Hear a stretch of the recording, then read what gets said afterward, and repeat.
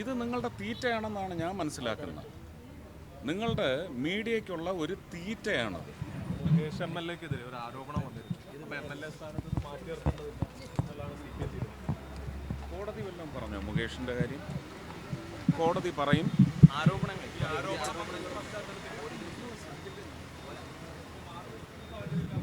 നിങ്ങൾ മനസ്സിലാക്കേണ്ടത്, ഞാൻ അമ്മയിൽ എപ്പോഴുണ്ട്.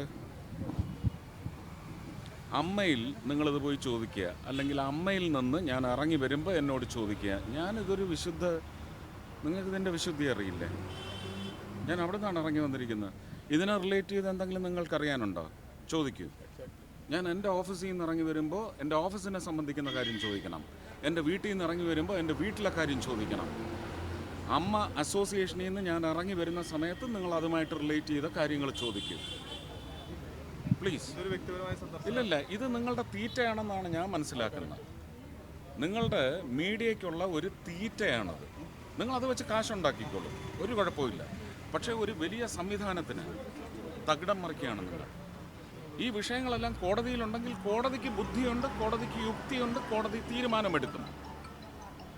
സർക്കാർ അത് കോടതി കൊണ്ട് ചെന്നാൽ അവരെടുത്തോളും, എടുത്തോട്ടെ. നിങ്ങളിത് ആടിനെ തമ്മി തല്ലിച്ചിട്ട് ചോര കൂടി മാത്രമല്ല, നിങ്ങളൊരു സമൂഹത്തിൻ്റെ മാനസികാവസ്ഥയെ നിങ്ങൾ വഴിതെറ്റിച്ചു വിടുകയാണ്. പരാതി ആരോപണത്തിൻ്റെ രൂപത്തിലാണ് നിൽക്കുന്നത്. നിങ്ങൾ ആരോടാണ് സംസാരിക്കുന്നത്? നിങ്ങൾ ജനങ്ങളോട് എന്താണ് പറയുന്നത്? നിങ്ങൾ കോടതിയാണോ? അല്ലല്ലോ. കോടതി തീരുമാനിക്കും. കോടതി തീരുമാനിക്കുന്നത് ഓരോ പൗരൻ്റെയും തലയിൽ, ബുദ്ധിയിൽ, പ്രവൃത്തിയിൽ ഇംപെൻഡിങ് ആണ്. അത് അന്നേരം നടക്കും.